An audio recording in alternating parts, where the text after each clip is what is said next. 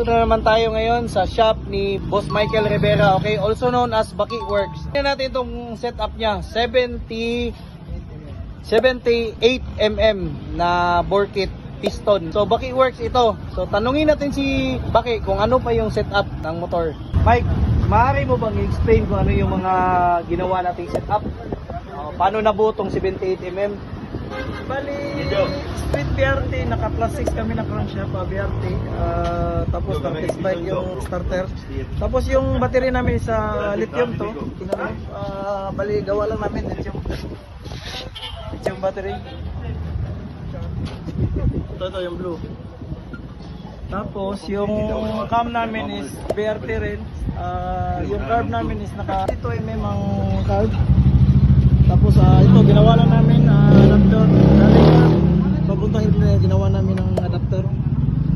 Tapos manifold BRT pa rin. 32 ang carb, ang head namin is BRT pa rin. Buo. Bali gawa lang namin abunuhan, bali ang stud i-restart. Tapos yung block namin is giabunuhan lang kasi nabutas na. Bali gawa na lang namin. Tapos nilagyan namin ng oil cooler para malamig yung makina. Ito. Tapos yung pipe namin is naka Yoshimura full system. Mga estimate natin, Mike, ilan yung gastos? Ang parts lang siguro mga 30 plus ang parts lang. Parts. So bali ang nadagdag sa machine shop na nakyan din kami kasi yung block ginawa lang. Sa block, magkano yung sa machine shop na gastos? Abot ng malaki-laki rin, 12k sa machine shop.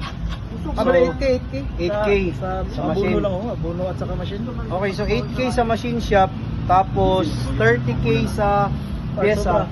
Yung labor natin, sir, magkano? Ang labor ko itong paggawa is 12 lang, tapos ginawa ng may-ari ng 15. 15. Okay.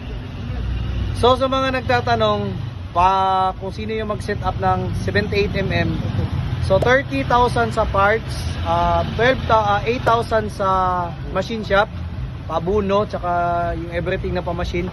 Tsaka yung labor ni Sir Mike is 12k. So depende lang sa inyo kung dadagdagan nyo, pero 12k. So yun lang yun lahat-lahat. Hindi na natin i-test drive kasi parang napakadelikado. Sa tunog pa lang matatakot ka na. So makinig na lang tayo, okay? Start natin. So mga Kamoto Asia, ito yung pinagtataka ko. 78mm, one click start. One click.